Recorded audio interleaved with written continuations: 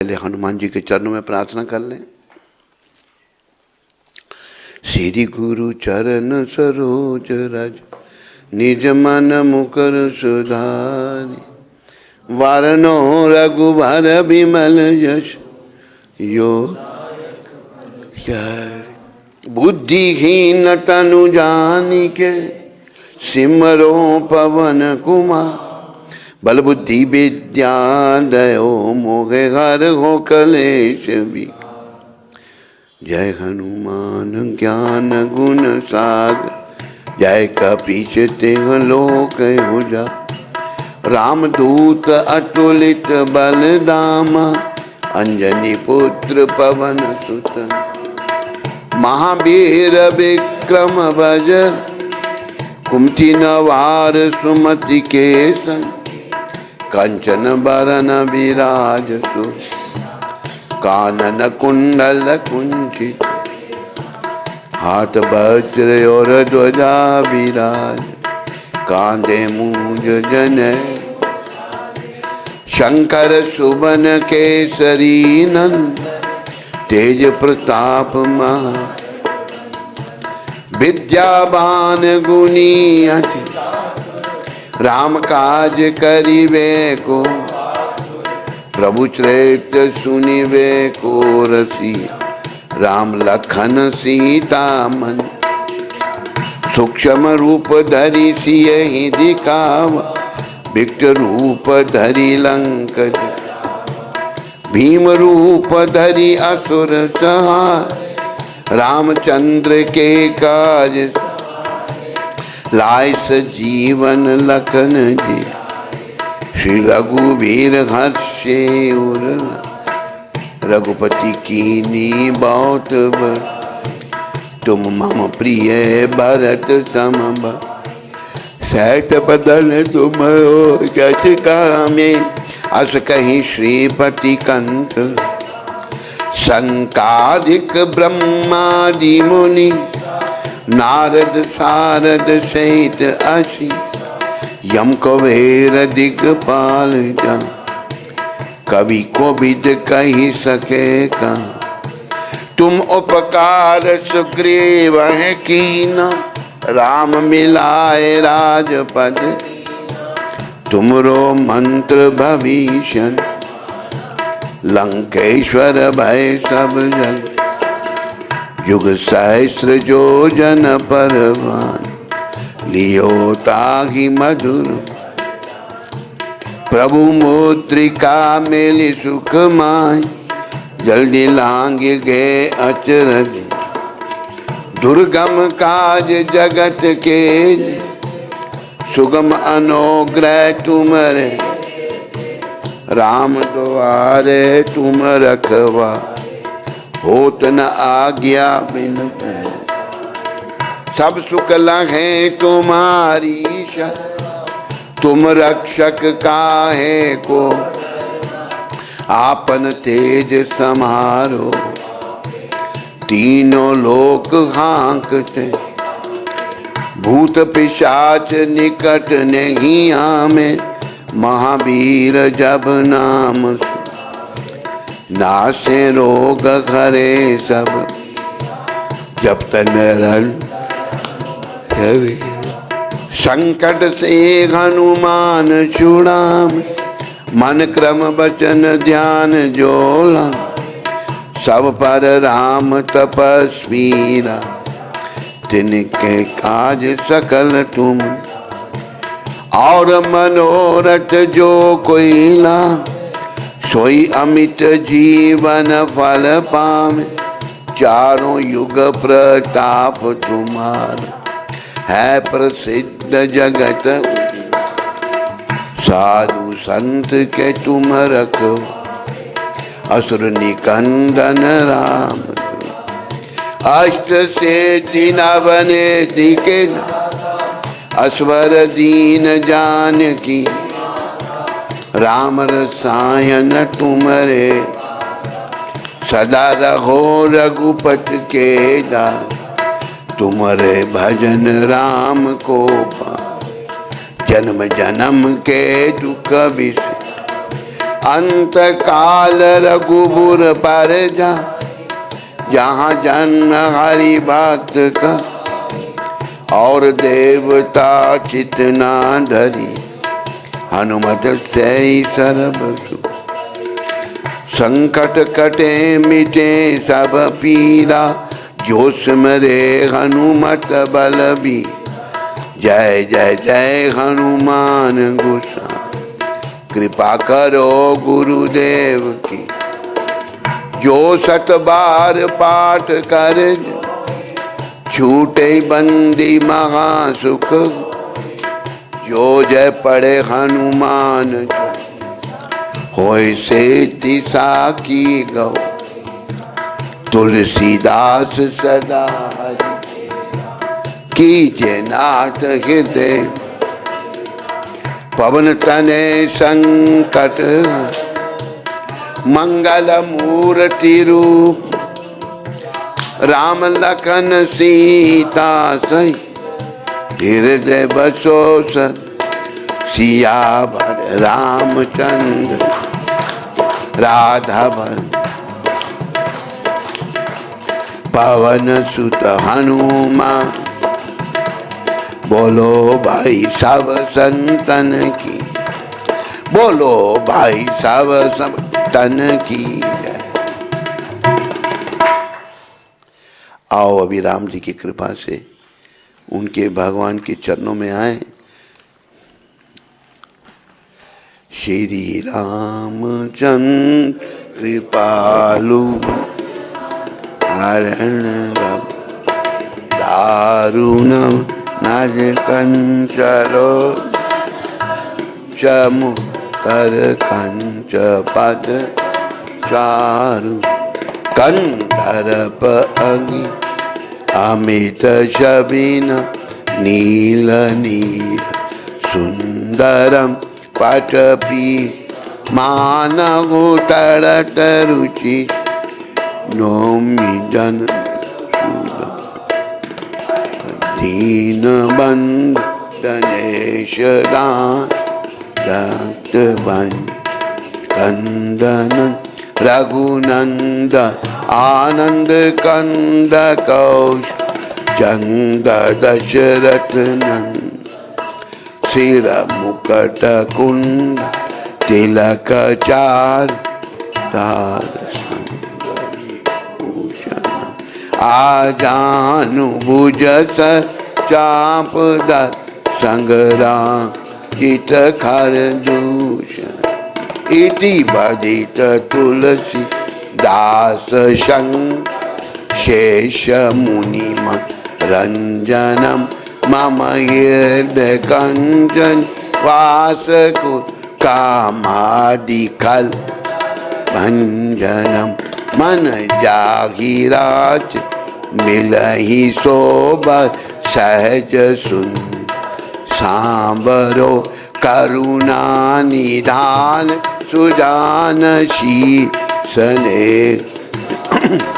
राम एहि भांति गौर अशीष सुनसी। सहित हित्य हर्षित अली, तुलसी भवानी।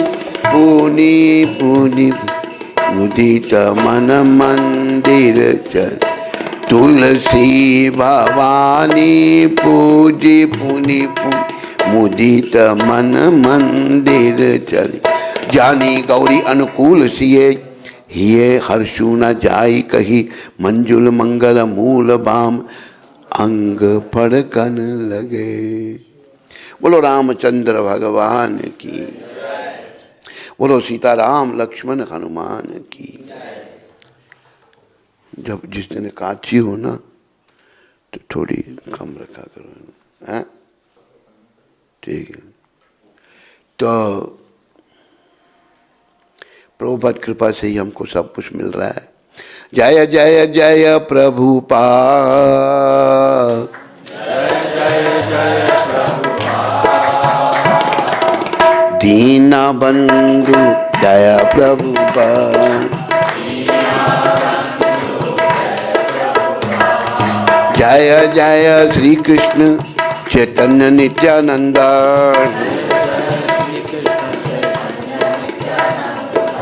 जय अद्वैत चंद्र जय गौर भक्त वृंदा।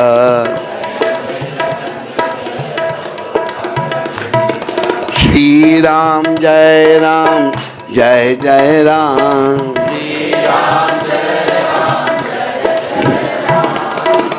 रघुपति राघवी राजा राम।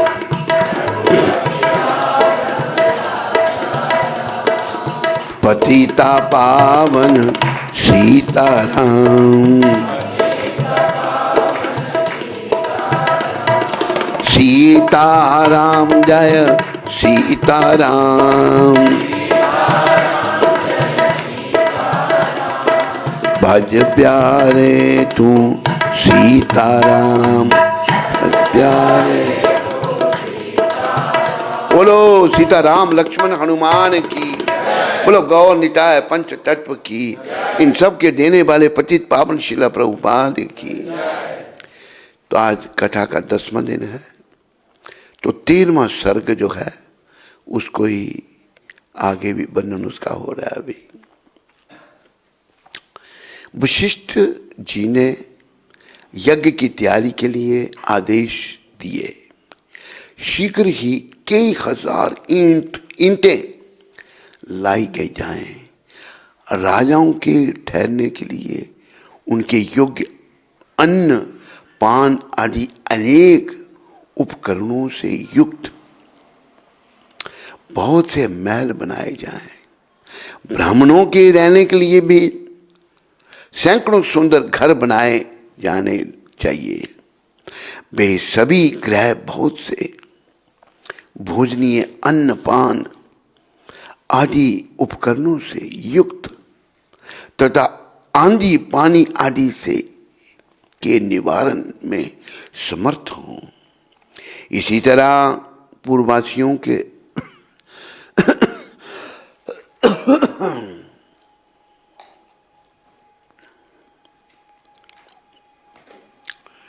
पूर्ववासियों के लिए भी विस्तृत मकान बनाने चाहिए।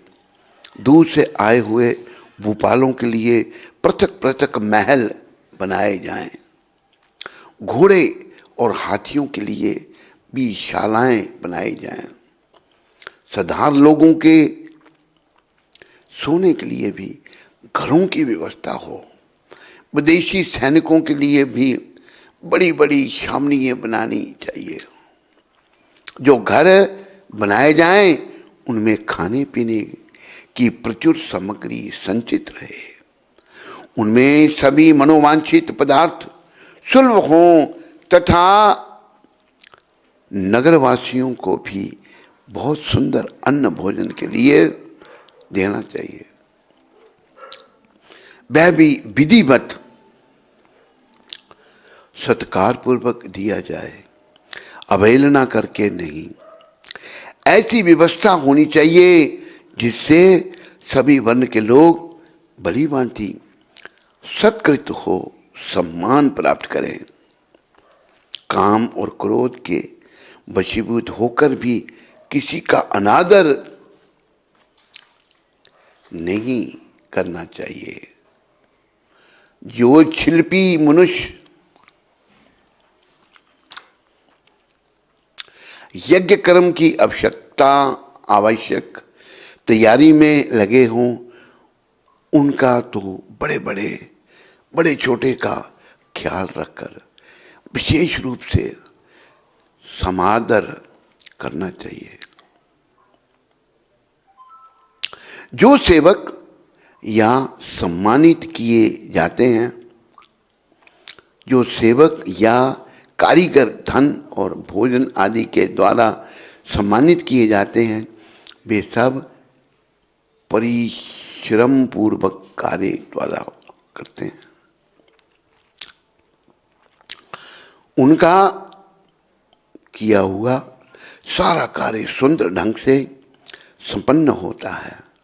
उनका कोई काम बिगड़ने नहीं पाता। अतः तुम सब लोग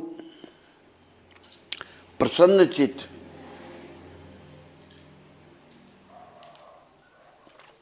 होकर ऐसा ही करो, तब वे सब लोग वशिष्ठ जी से मिलकर बोले, आप जो जैसा अभिष्ट है उसके अनुसार ही करने के लिए अच्छी व्यवस्था की जाएगी। कोई भी काम बिगड़ने नहीं पाएगा। आपने जैसा कहा है हम लोग वैसा ही करेंगे, उसमें कोई त्रुटि नहीं आने देंगे। तदंतर वशिष्ठ जी ने सुमंत्र को बुलाकर कहा, इस पृथ्वी पर जो जो धार्मिक राजा, ब्राह्मण, क्षत्रिय, वैश्य और सहस्रों शूद्र हैं उन सबको इस यज्ञ में आने के लिए निमंत्रित करो। सब देशों के अच्छे लोगों को सत्कार पूर्वक यहां ले आओ। मिथिला के स्वामी शूरवीर महाभाग जनक सत्यवादी नरेश हैं। उनको अपना पुराना संबंधी जानकर तुम स्वयं ही जाकर उन्हें बड़े आदर सत्कार के साथ यहां ले आओ। इसलिए पहले तुम्हें यह बात बता देता हूं, इसी प्रकार काशी के राजा अपने स्नेही मित्र हैं और सदा प्रिय वचन बोलने वाले हैं। वे सदाचारी तथा देवताओं के तुल्य तेजस्वी हैं। अतः उन्हें भी स्वयं ही जाकर ले आओ। कैकेयी देश के बूढ़े राजा बड़े धर्मात्मा हैं। वे राज सिंह महाराज दशरथ के ससुर हैं कैकेयी देश के। अतः उन्हें भी पुत्र सहित यहां ले आओ। अंग देश के स्वामी महाधनुर्धर राजा रोमपाद हमारे महाराज के मित्र हैं। अतः उन्हें पुत्र सहित यहां सत्कार पूर्वक ले आओ। कौशल राज भानुमान को भी सत्कार पूर्वक ले आओ। मगध देश के राजा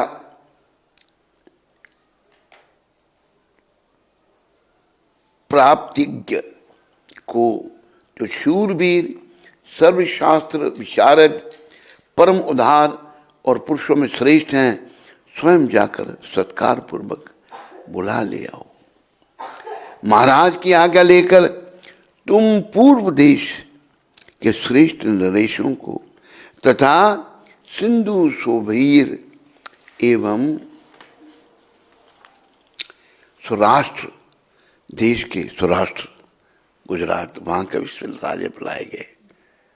वहां पर एक राजा तो आए हैं हमारे पास अभी गुजरात के राजा। सौराष्ट्र देश के भूपालों को यहां आने के लिए निमंत्रण दो। दक्षिण भारत के समस्त नरेशों को भी आमंत्रित। दक्षिण भारत का कोई है यहां पर? नहीं? कहां से? कन्नड़? दक्षिण भारत के समस्त नरेशों को भी आमंत्रित करो।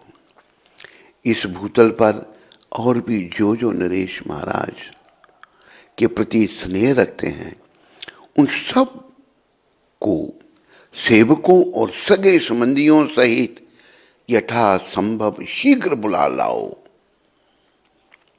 महाराज की आज्ञा से बड़भागी दूतों द्वारा इन सब के पास बुलावा भेज दो। वशिष्ठ जी का यह वचन सुनकर सुमंत्र ने तुरंत ही अच्छे पुरुषों को राजाओं की बुलावट के लिए जाने का आदेश दे दिया। परम बुद्धिमान धर्मात्मा सुमंत्र वशिष्ठ मुनि की आज्ञा से खास खास राजाओं को बुलाने के लिए स्वयं ही गए। यज्ञ कर्म की व्यवस्था के लिए जो सेवक नियुक्त किए गए थे उन सब ने आकर उस समय तक यज्ञ संबंधी जो जो कार्य संपन्न हो गया था उस सब की सूचना महर्षि वशिष्ठ जी को दी। यह सुनकर वे द्विज श्रेष्ठ मुनि बड़े प्रसन्न हुए और उन सब से बोले, भद्र पुरुषों, किसी को जो कुछ देना हो उसे अवहेलना या अनादर पूर्वक नहीं देना चाहिए, क्योंकि अनादर पूर्वक दिया हुआ दान दाता को नष्ट कर देता है, इसमें संशय नहीं है। तदंतर कुछ दिनों के बाद राजा लोग महाराज दशरथ के लिए बहुत से रत्नों की भेंट लेकर अयोध्या में आए। इससे वशिष्ठ जी को बड़ी प्रसन्नता हुई। उन्होंने राजा से कहा, पुरुष सिंह, तुम्हारी आज्ञा से राजा लोग यहाँ आ गए। नृपश्रेष्ठ, मैंने भी यथा योग्य उन सबका सत्कार किया। हमारे कार्यकर्ताओं ने पूर्णतः सावधान रहकर यज्ञ के लिए सारी तैयारी की है। अब तुम भी यज्ञ करने के लिए यज्ञ मंडप के समीप चलो।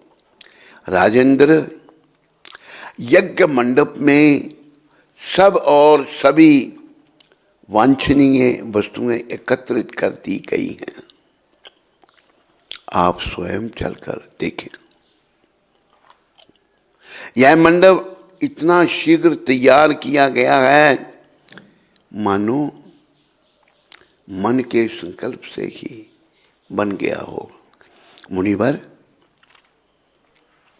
वशिष्ठ तथा ऋषि श्रृंग दोनों के आदेश से शुभ नक्षत्र वाले दिन को राजा दशरथ यज्ञ के लिए राजभवन से निकले।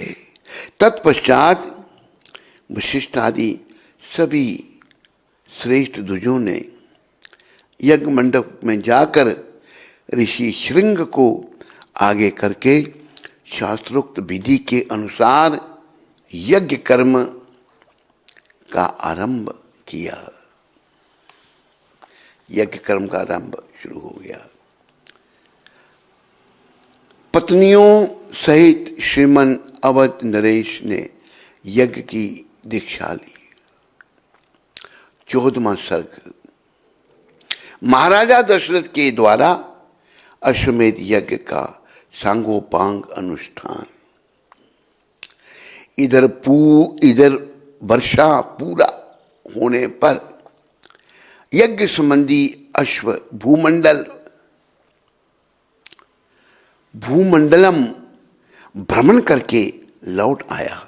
फिर सरयू नदी के उत्तर तट पर राजा का यज्ञ आरंभ हुआ। महामनस्वी राजा दशरथ के उस अश्वमेध नामक महायज्ञ में ऋषि श्रृंग को आगे करके श्रेष्ठ ब्राह्मण यज्ञ संबंधी कर्म करने लगे। यज्ञ कराने वाले सभी ब्राह्मणों वेदों के पारंगत विद्वान थे, अतः वे न्याय तथा विधि के अनुसार सब कर्मों का उचित रीति से संपादन करते थे और शास्त्रों के अनुसार किस क्रम से किस समय कौन सी क्रिया करनी चाहिए इसको समान रखते हुए प्रत्येक कर्म में प्रवृत्त होते थे।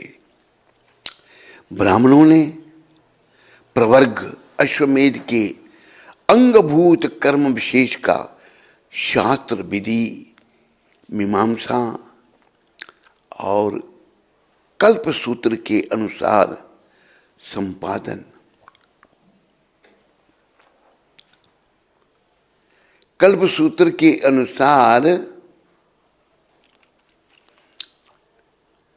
संपादन करके उपसद नामक इष्ट विशेष का भी शास्त्र के अनुसार ही अनुष्ठान किया। तत्पश्चात शास्त्रीय उपदेश से अधिक जो अति देशतः प्राप्त कर्म है उस सब का भी विधिवत संपादन किया। तदंतर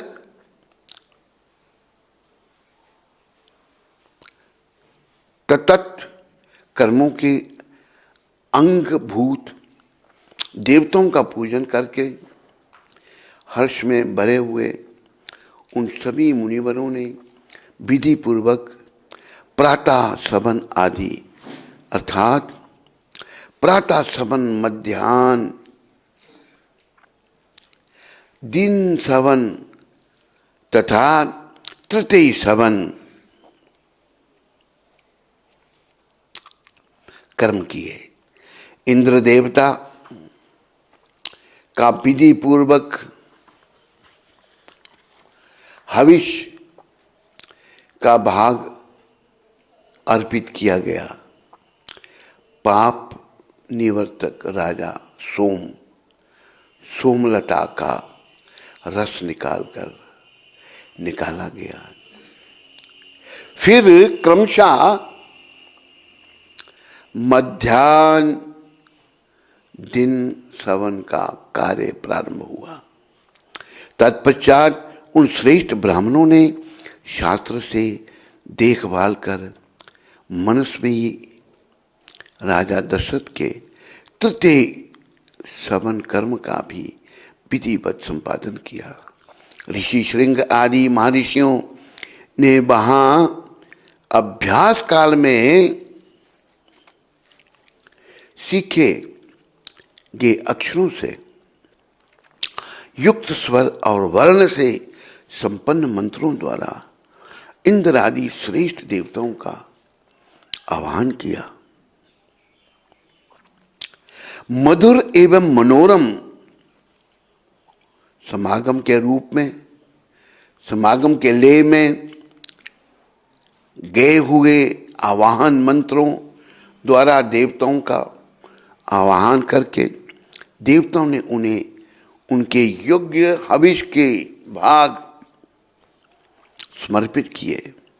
उस यज्ञ में कोई अयोग्य अथवा विपरीत आहुति नहीं पड़ी, कहीं कोई भूल नहीं हुई, अनजाने में भी कोई कर्म छूटने नहीं पाया, क्योंकि वहां सारा कर्म मंत्रोच्चारण पूर्वक संपन्न होता दिखाई देता था। महर्षि ने सब कर्म क्षेम युक्त एवं निर्विघ्न परिपूर्ण किए। यज्ञ के दिनों में कोई भी ऋत्विज थका मांदा, भूखा प्यासा नहीं दिखाई देता था।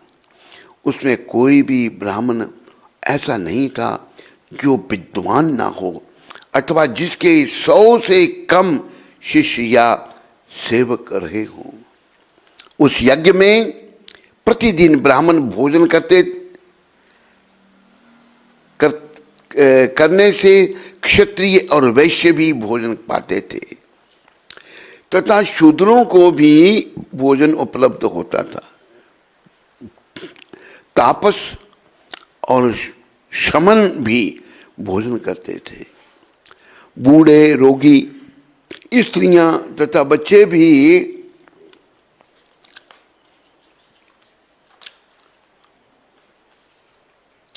यथेष्ट भोजन पाते थे।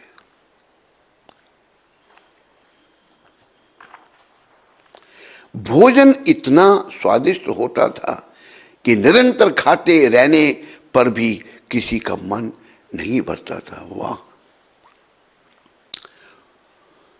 अन्न दो,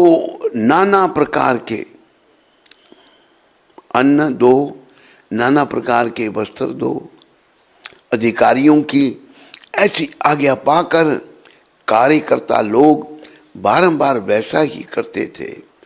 वहां प्रतिदिन विधिवत पके हुए अन्न के बहुत से पर्वतों जैसे ढेर दिखाई देते थे। महान महामनस्वी राजा दशरथ के उस यज्ञ में नाना देशों से आए हुए स्त्री पुरुष अन्नपान द्वारा भली भांति तृप्त किए गए थे। श्रेष्ठ ब्राह्मण भोजन विधिवत बनाया गया है, बहुत स्वादिष्ट है, ऐसा कहकर अन्न की प्रशंसा करते थे। भोजन करके उठे हुए लोगों के मुख से राजा सदा यही सुनते थे कि हम लोग खूब तृप्त हुए, आपका कल्याण हो, कल्याण मस्तु, अत्र कुशलम तत्रास्तु। भोजन परोसने की मुझे एक बात याद आई। एक महात्मा थे, तो उनको कोई पूछे, भैया महाराज आपकी आयु कितनी है? कहते आयु तो हमें नहीं पता, हम इतना जानते हैं राम जी की बारात में गए थे। सब जगह राम जी की बारात में गए थे, बड़ी उनकी उम्र पर। वो ऐसे घूमते घूमते आए मथुरा में आए तो वहाँ मथुरा के जो चोवे हैं वो आ गए चोवे, तो उनसे बात हुई। उन्होंने पूछा महाराज आपकी आयु? कहते बस इतना हम जानते हैं कि हम राम जी की बारात में गए थे। चोबे ने जोर से झापड़ मारा उसको। कहते बारात में गए, परोसने वाला तो मैं ही था वहां पर।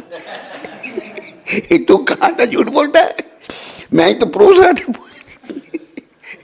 तो पर यहाँ परोसने वाले सब अच्छे थे, आनंद मंगल हो रहा है सबका।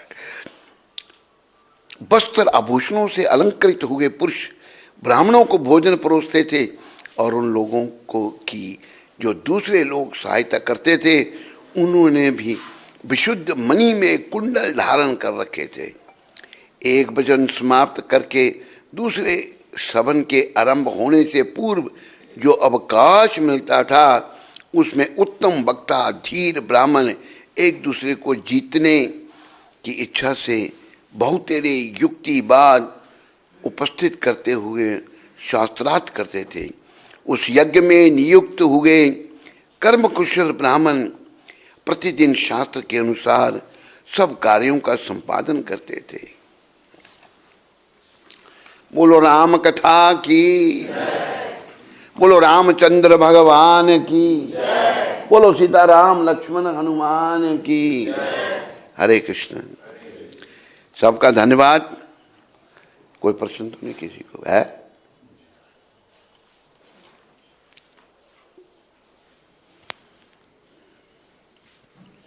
रितिका माता कनाडा से। हरे कृष्ण महाराज जी, दंडवत प्रणाम। कृपया स्थित प्रज्ञ बनने का आशीर्वाद दें। आपके वृंदावन के पहले दिन के लेक्चर में आपने बताया कि वृंदावन धाम गोलोक धाम से अभिन्न है। मेरा प्रश्न है कि वृंदावन धाम में आने और भगवान से मिलने के लिए भगवान से कैसे प्रार्थना करें? मेरा वृंदावन आने का बहुत मन है। बस रितिका माता,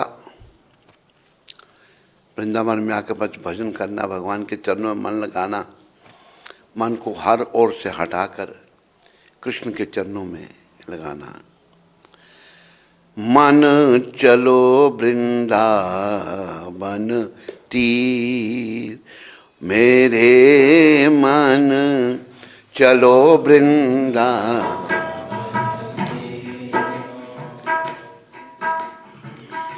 बंसी बजावे सुंदर काना,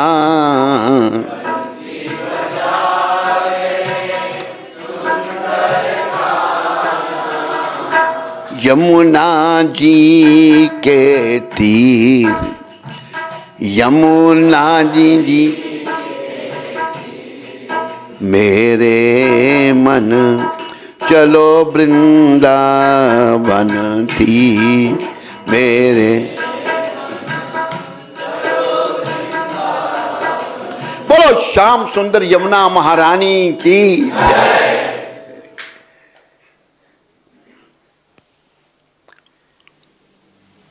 ओनीमा माता नूरपुर हिमाचल से, गुरुदेव जी के चरणों में कोटि कोटि प्रणाम। गुरुजी, त्यागी और सन्यासी में क्या अंतर है, कृपया समझाएं। त्यागी वैसे एक विषय तो नहीं है माता, फिर भी हम तुमको उत्तर देते हैं। त्यागी जो हैं वो उन्होंने सब कुछ त्याग दिया होता और भक्ति में लगे होते हैं। और सन्यासी जो हैं वो थोड़े डिफरेंट है कि वो भी त्यागी होते हैं। सन्यासियों ने भी सब कुछ छोड़ दिया होता है और घेर वस्त्र धारण करके दोनों भगवान का भजन करते हैं। एक त्यागी की बात मुझे याद आ गई। एक त्यागी जा रहे थे तो पास में से एक बारात गुजरी। बारात गुजरी तो बारात में आजकल रिवाज है, पता नहीं है ब्रिज का, पता नहीं मेरे को। वहाँ पर नाचते हैं, आगे सब नाचते हैं। नहीं पता क्यों नाचते हैं? कहते हम तुम माया जाल में फंसे, तेरे को फंसा रहे हम तो फंसे हैं, नरक में पड़े हुए, हम खुश हैं, हमारी संख्या बढ़ रही है। तो लोग नाचते हुए जा रहे थे। महात्मा जी ने देखी बारात, त्यागी थे वो, बैरागी। तो उनके मन में आया कि मेरा भी कभी, मेरा विवाह हुआ होता तो मैं क्या सोच रहा हूँ, विरागी होकर क्या सोच रहा हूँ, त्यागी होकर। चले गए, गर्मियों के दिन थे, कुआं था, वहाँ पानी पिया महात्मा जी ने। थोड़ा आराम कर लेता हूँ, कुएं पर लेट गए वो बेचारे। लेट गए तो नींद आ गई उनको। जब नींद आई, नींद क्या आई तो घोड़ी पर चढ़ गए शादी हो गई, पत्नी आ गई, बच्चे हो गए।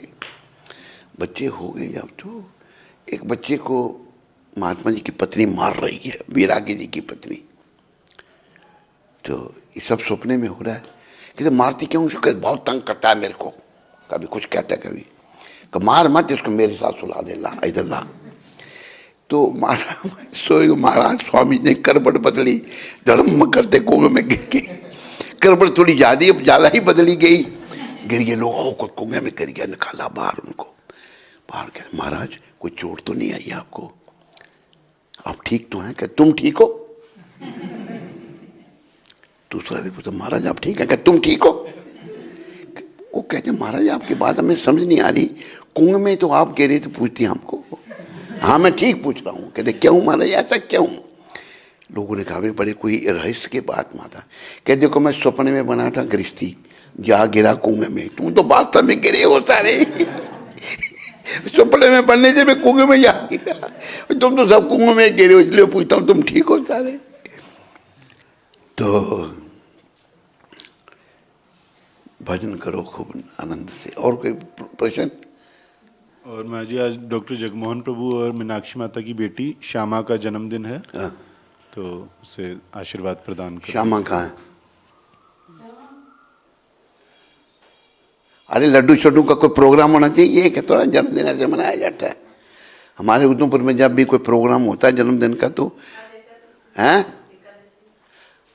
ये पेड़े से फिर काची को पेड़े खा सकते थे।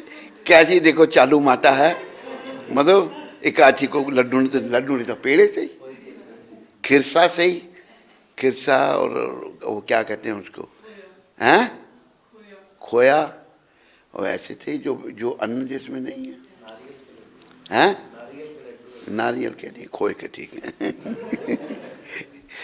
तो क्या नाम इसका? श्यामा। श्यामा की साथ हमारी शुभकामनाएं। हमने कहा था श्यामा को मंदिर में दे दो, लेकिन कहते नहीं, आगे इनके पास 2 हैं, 3 हैं टोटल, 4 3।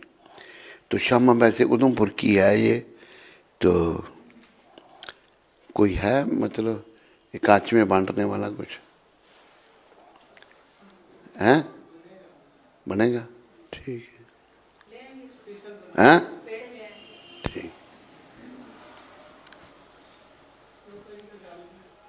हाँ वो दे दो।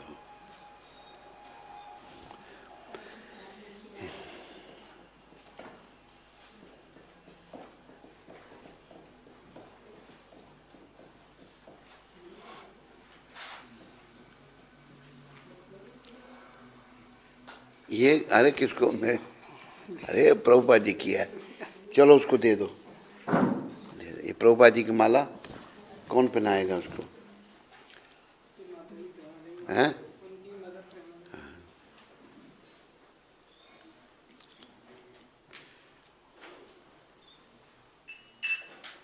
चलो भाई, एक गुलाब के फूल होते हैं गिर जाते हैं, ये उठाओ मेरे सामने। चलो पहना दो उसको। ये देखो नीचे ना गिरे, जो नीचे गिरे उठा लेना।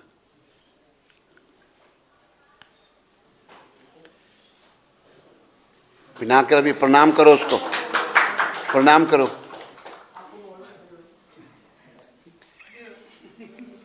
प्रणाम नहीं किया, जब माला पहनाई जाती प्रणाम ही किया जाता है। हरे कृष्ण। तो आज जो है श्यामा जी के जन्मदिन में उनकी माता मीनाक्षी है, तो कंजूस है वैसे वो, पर वो कुछ पेड़े छेड़े जो है। अच्छा, हाँ, कहते नहीं नहीं महाराज जी नहीं लाऊंगी। नहीं नहीं महाराज जी नहीं लाऊंगी, ऐसा बोल दिया। मैं मतलब समझ नहीं बोलिए, कहा ना नहीं नहीं महाराज, नहीं हुआ ना फिर। अच्छा नहीं नहीं लाऊंगी, नहीं नहीं लाऊंगी, ठीक है। तो आप सबको जो है वो कुछ पेड़े छेड़े जो भी है एकादशी के खिलाए जाएंगे। आज श्यामा माता का जन्मदिन है, ठीक है। और कोई प्रश्न किसी को?